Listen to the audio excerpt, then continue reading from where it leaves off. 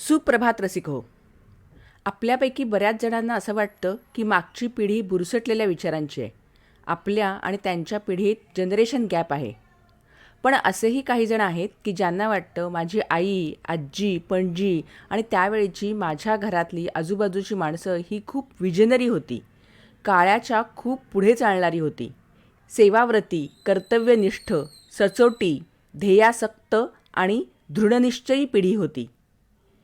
आपले कर्तव्य हेच आपले कर्म मानणारी कर्माधिष्ठित अशा त्यांच्या आजीची हेमंत बर्वे लिखित दाही दिशा या संग्रहातील आजची ही एक कथा, सत्यकथा. चला तर मग ऐकूयात आज सर्वपितृ अमावस्या. कथावाचन मैत्रेयी. साल असेल साधारण 1966-67. माझी आजी ठाणे जिल्हा परिषदेतल्या दवाखान्यात 1946-47 पासून नर्स म्हणून कार्यरत होती. तिच्या घोलवड, उंबरगाव, वाडा, मोखाडा, मांडवी, जव्हार अशा अनेक ठिकाणी नेहमी बदल्या व्हायच्या. तिथल्या सरकारी दवाखान्यात नर्सला खूप मान असायचा. संपूर्ण मॅटर्निटी हॉस्पिटलच्या कार्यभागाची नर्स ही प्रमुख असायची. तिला नेहमीच राहण्यासाठी मोठमोठ्या क्वार्टर्स असायच्या आणि त्याबरोबरच 24/7 असं प्रचंड कामाचं आणि जबाबदारीचं ओझं डोक्यावर घेऊनच राहायला लागायचं. मग त्या औषधांची मोजदाद करणं, औषध मागवणं, रात्री बेरात्री पावसापाण्यात जाणं, अडलेल्या बाळंतणीची सुटका, वेळोवेळी दवाखान्यात राऊंड मारणं, त्या अडाणी आणि अशिक्षित महिलांना प्राथमिक शारीरिक स्वच्छतेचे धडे देणं किंवा अगदी नवीन बाळाला दूध कसं पाजवायचं याचं शिक्षण देणं असो. ही सर्व कामं आणि जबाबदाऱ्या आजी हाताखालील दाई आणि 2 महिला मदतनीस यांच्याकडून करून घ्यायची आणि जर त्यांनी ती केली नाही तर ती सर्व कामं आजी स्वतः करायची. नंतर मात्र त्यांची मस्त खरडपट्टी काढली जायची, तो भाग वेगळा. साफसफाई करणाऱ्या महिलेला दवाखाना दिवसातून 4 वेळा झाडावा लागायचा. आजीकडून शेवटचा नाईट राऊंड रात्री 8 वाजता मारला जायचा. मग बाळंतीण वॉर्डला आतून कडी लावली जायची आणि एक महिला मदतनीस नेहमी आत झोपायची, कारण आत सर्व बायका असायच्या आणि खेडेगाव असल्यामुळं जनावरांचा धोकाही असायचा. तसंच काही वेळा बोका बाळ पळवून नेण्याची शक्यता असायची. नंतर कुणालाही बाळंतीण वॉर्डमध्ये प्रवेश द्यायचा नाही अशी सक्त ताकीद होती आणि या अशा बाळंतीण वॉर्डला लागूनच आजीची क्वार्टर होती. कामात झोकून देणं आणि बायकांची बाळंतपणं अतिशय सुखरूप पार पाडणं ह्यात आजीचा हात कोणीही धरू शकत नव्हतं. किंबहुना सिस्टर जोशी किंवा अतिशय आदरानं जोशीताई यांची आपल्या गावात बदली व्हावी म्हणून तिथले पुढारी, गावचे पाटील, सरपंच हे नेहमीच प्रयत्नशील असायचे. आजीची बदली साधारण 3-4 वर्षांनी व्हायची. जोशीताई असल्या की 3-4 वर्ष तरी त्या मुख्य गावातील आणि आजूबाजूला असणाऱ्या अनेक पाड्यातील आदिवासी लोकांच्या बायकांची बाळंतपणं सुखरूप होतील याची त्यांना खात्रीच असायची. त्या काळी अशा या ठिकाणी माझी आजी एकटी राहायची. माझा मामा दत्ता मामा लहानपणीच वारला आणि आजोबा आजीच्या तरुण वयातच गेले. त्यानंतर मग खूप कष्टानं मेहनतीनं आजीनं नर्सिंगचं शिक्षण पूर्ण केलं.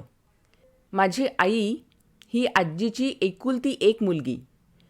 आम्ही मुंबईला राहायचो, पण सुट्टीत नेहमीच आजीकडे जायचो. आजीकडं कामाला आदिवासी पाड्यातली शामी नावाची एक मुलगी होती.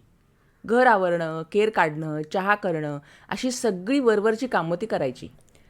शाळेला 4-5 दिवस सुट्टी होती म्हणून मी आजीकडे वाड्याला गेलो होतो, कारण तेव्हा आजीचं पोस्टिंग तिथं म्हणजे वाड्याला होतं. साधारण मी तेव्हा 5वी किंवा 6वीत होतो. नेहमीप्रमाणे रात्री आजीच्या कुशीत गुडुप्प झोपलो होतो. रात्री कोणीतरी कंदील घेऊन आजीला बोलवायला आलं. मला खूप काही कळलं नाही, पण बाळंतीण अडली आहे असं काहीतरी ते लोक म्हणत होते.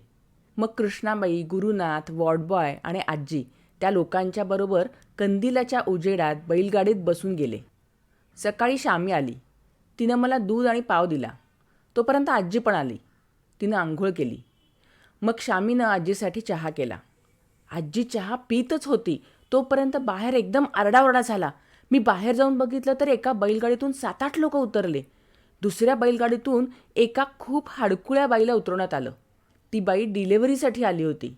आजी तेवढ्यात बाहेर आलीच. चहा तसाच ठेवून तिनं पटापटा सूचना देण्यास सुरुवात केली. त्या स्त्रीला लगेच ऑपरेशन थिएटरमध्ये नेण्यात आलं. तोपर्यंत दाई, कांताबाई, कृष्णाबाई, वॉर्डबाय सर्वजण आले. तोपर्यंत सकाळचे साधारण 10 वाजले होते. आजीनं सर्व तपासणी करून त्या बाईच्या नवऱ्याला बोलवलं. सांगितलं की केस खूप कठीण आहे आणि ठाण्यातल्या सिव्हिल हॉस्पिटलमध्ये पाठवेपर्यंत बाळंतीण जिवंत राहील का नाही याची खात्री नाही देता येणार. तो अडाणी माणूस बिचारा ढसाढसा रडायला लागला आणि म्हणाला, ताई, अहो तुम्हीच आम्हाला देवीसारख्या आहात, आता तुम्हीच काय ते करा.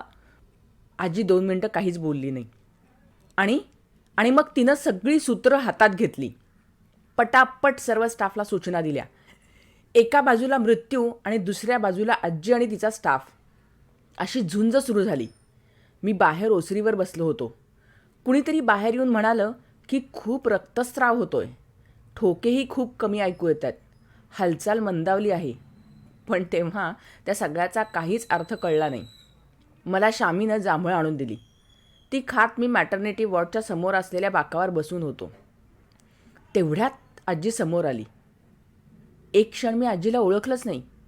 संपूर्ण पांढरी नऊवारी साडी, तोंडावर मास्क, केस वर बांधलेले, त्यावर हेडकॅप, पायात सॉक्स, पुढे बांधलेला ॲप्रन आणि हातात हँडग्लोव्ज, अशा रूपात माझी आजी माझ्यासमोर उभी होती.